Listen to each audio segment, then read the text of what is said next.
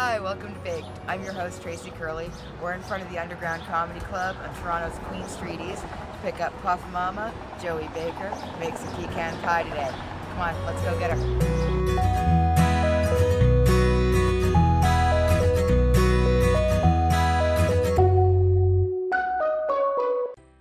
Hi, welcome to the second episode of Baked. I'm your host, Tracy Curley, and today I have with me the incredible and wonderful Puff Mama. Hi. Now, for those of you who don't know, so a little bit about my history is this is the lady I first learned how to bake cannabis with many, many years ago. Now, this has got to be about 12, 15 years old now. That's a very long time. I should revamp it. Little self-published cookbook that I bought for $8 and taught me how to make butter, taught me how to make a whole bunch of stuff. If you don't know Puff Mama, you should follow her on Twitter. And you Mama 420. Puff Mama 420, and you should follow her on Instagram as well. Mama 420. And one of the things you should definitely check out is the Underground Comedy Club. Now, you can tell us a little bit about the Underground. What do you do at the Underground? Comedy. And can you give us a couple of the names? You've got like some serious names that come into your club. So I know I've seen Ari Shaffer there. Mm-hmm. I've seen local Precious. Saw Joe Rogan there. I saw Joe Rogan there. Scott Thompson. Local Precious John does some shows there. Precious is there. Boyd Banks is always here. Sandra Ballini. There's all kinds of cool shit. And you're a member of Death Squad. You kind of get your. Anyone could be a member of Death Squad. Yeah. Well. Death Squad comedy community. For those who don't know, Brian Redband, who's co-host of Joe Rogan's podcast, and we're all very much into podcasting. So he hashtag Death Squad, and that includes a whole lot of comedians. Anyway, but not all of them that we bring. Only a part of them. And coming in August 7th and 8th of 2015, you're hosting an event called Puff Jam. Yes. Which is just near Owen Sound, Ontario. 2 days, bands. Everybody that I know that went last year had an epic time. Yes, it's year 2. Yeah. And today we are going to make Puff Mama's famous pecan pie. So we're going to start it off. This one is really simple, and we're, like I said, we try to make recipes as simple as possible for you guys so you can make them at home. So we're going to start it off really, really quick, and it's right out of this cookbook. So first thing we're going to do which I am revamping and rewriting, and I have been for about 4 years now. She's always doing a million things, so I think it's perfect. All my recipes, though, I did publish them on my website for free, puffmama.ca, so you don't have to buy a book. Just go to my site, it's all there. See, look, you can actually pick up that recipe there as well, and we'll link it on our site. So the first thing I'm doing right now is I'm taking half a cup of canna butter. I made this canna butter. Yeah. There's some beautiful trim. I'm not sure what it was, but it was sugar trim, which I like to work with because it tastes better than leaf. Yeah. And you can do a fast infusion because it's usually loaded in lots of crystals. So we did this infusion last night. Actually smells pretty good. It smells lovely. No, sometimes butter can smell dank. Let's face it. And you can smell it. Like I've got, as you can tell, I have some in my crock pot when we came in today. There's that smell of wet, buttery lingers in the house. So that was there. So what we're doing right now is actually, if you want to come take a look, we're just going to slowly... We're browning the butter a little bit. Yeah. Is what the official term is. Medium heat. This is also something you can do if your butter tastes terrible. Browning basically converts the starches that are in there into a sugar, which is actually a technique you do in regular butter. And you just bring it to a tiniest little sizzle and then you pull it off right away. Yeah. And it sweetens it. So the recipe I chose requires an unbaked pie shell. I have a technique that we do that basically you can pre-bake it if you want and then just put the pie in. But what I do, and it only works, it doesn't work with berry pies and things, it only seems to work with this one. But I crank the oven up to 420 and then you put the pies in and it sears the bottom for about 10 minutes and then you pull it off. So right now we've got the oven at 420 ready to go. Yeah, we've got it cut. So what's the first thing we put in here, Joey? We put the liquids in first. So I've got half a cup of honey. Sorry, this is a half cup of corn syrup. I can pull that thing off. Make it easier for you. That's quick. I really love what she's done with her KitchenAid. Yeah, if you guys have questions about the KitchenAid, I actually had this one custom painted at a place called Play Dead Cult, which is who's a local artist here in Toronto. He does a lot of different art. So I've got half a cup of corn syrup, a quarter cup of honey. Liquid honey, obviously. You could use any kind of honey, so buckwheat honeys or Nevis honeys, special. And those are the things, like if you make to the flavors if you nicely. make your own pie crust and you use butter in your pie crust, you can add cannabis to the pie crust. I'm not very good at the pie crust, so this was a save for me. If you have infused honey, I make great pie crust, but I'm not bothering to make it today. Yeah, that's another recipe. If you have infused honey, you can use that in the recipe as well. There are some great companies that make some infused honey. What is next? So we've got the liquid. Now I'm going to add sugar. Yep, add the sugar. Stir it in good. So that's 1 cup of sugar. And then we'll pinch of salt and this vanilla. Okay, my friend Kim, who goes by Hippie Bong Stockings, brought me this vanilla from Mexico. So if you can possibly get vanilla that's not from Canada, from the grocery store in those tiny expensive bottles, if you have a friend who's got good vanilla, it's always worth it. You want a teaspoon? Oh, yeah, maybe 2. Maybe 2. Just good stuff. I'm actually excited because apparently Kim brought me back a bottle of this as well. I just haven't gotten it yet. Glug, glug, glug. It smells amazing. Smellogram. Alright, so I'm just... Now, do we put the pecans in here at the same time as well? No. We're going to wait on those. Stir. Actually, and straight up, you don't need a KitchenAid, you just need a spoon to make the recipe. I'm just being fancy. Her thing is so cool. But for those of you who don't have an expensive, awesome, beautiful, painted up, hand-painted art like this beautiful bitch does, then you can just do it with a fork or a spoon. But you want to get it... Oh, the eggs are going in next. You got the eggs? Oh yeah, 3 eggs. I forgot the eggs. With cookies. I think it helps to have... Well, here, I'm going to show you a quick trick, too. To avoid the splinters in an egg, rather than doing it on the side, do it on a flat surface. It makes a little, like, nub for your thumbs and cracks perfectly. Oh, look at that! With no shells. Oh, alright, so watch for next everything I bake from here on out. Apparently I'm only going for flat surfaces.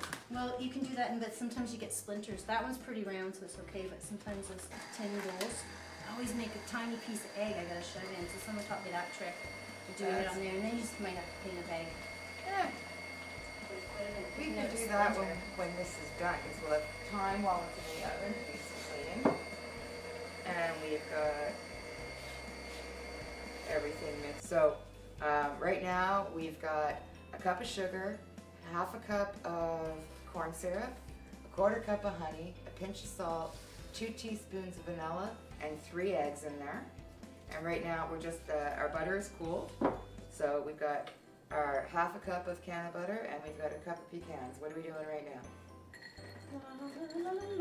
Oh, look at how easy that is. Pecans right into the pie crust. Right into the...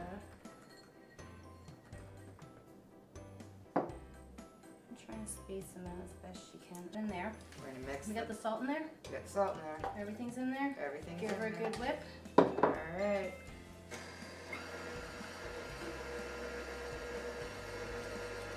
Alright, mix that pretty good. Pull her up and we're going to pour it in as quick as we can. I want to like the bowl. Ready? Half and half. Yeah, put half of it in one side, half of it in the other. You probably should have Measure that out. spatula that. Spatula. So she's gonna... I'm just going to make sure that everything is even, which it looks like it is. And then what we do is we take these 2 pies and we put them in the oven to bake the bottom. So we're gonna put it in at 420 for the first 10 minutes, and then we're gonna drop And that reduce heat it. down to 350.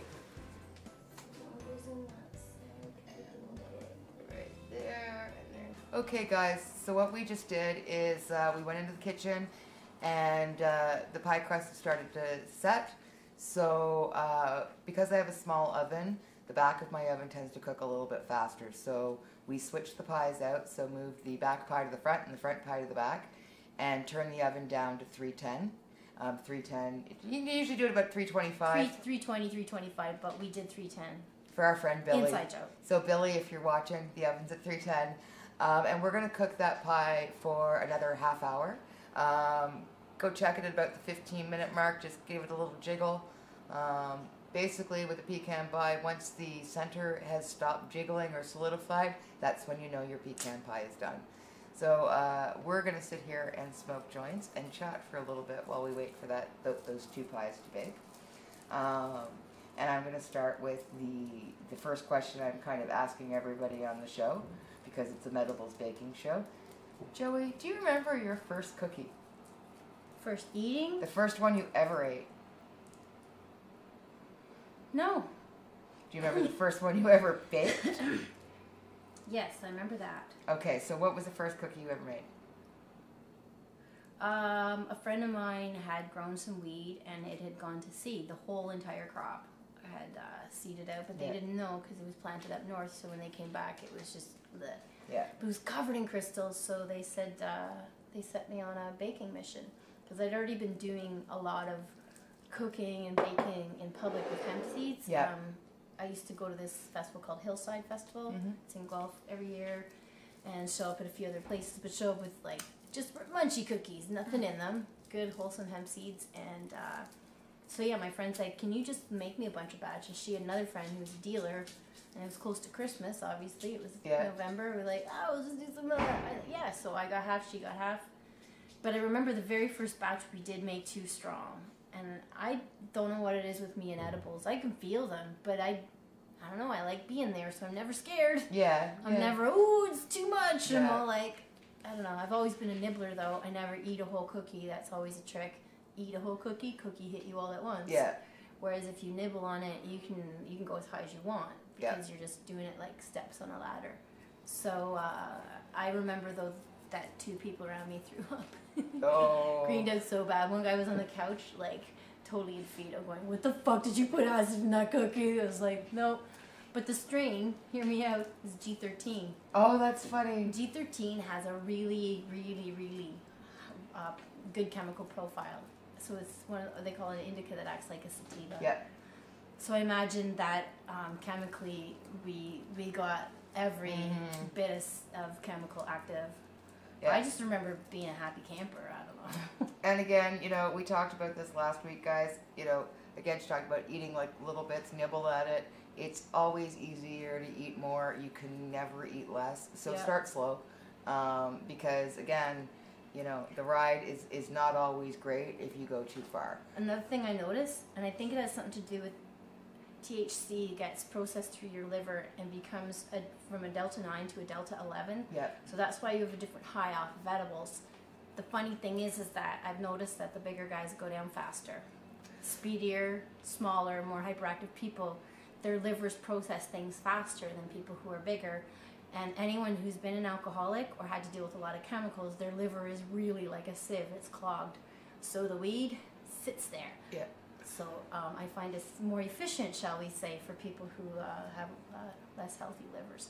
But I do notice that the bigger the person is, sometimes they go down harder and faster. And now that you mention it, that's actually kind of interesting, because I've kind of noticed that myself. And I've said this before. It's like I know big old guys that can smoke giant cannons, but I give them a tiny bit of cookie, and they're on the floor. Yeah. And then speedy, hyperactive girls are like, I don't know, I didn't feel that. I didn't feel a thing. What are we doing now?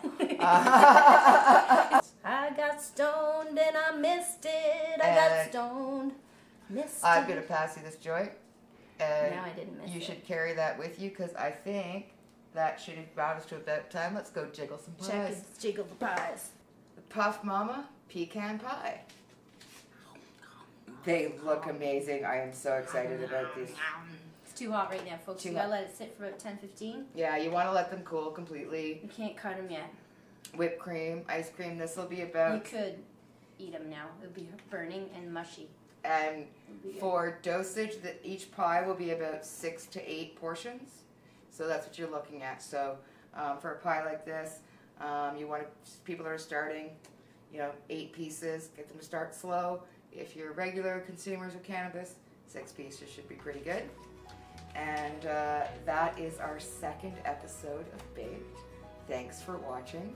Thanks, Joey Puff Mama, for Thanks coming for by. having me. This is so awesome. So exciting. There's our big hug. Check us out on YouTube, check us out on Pot TV, and check us out on tracycurley.ca.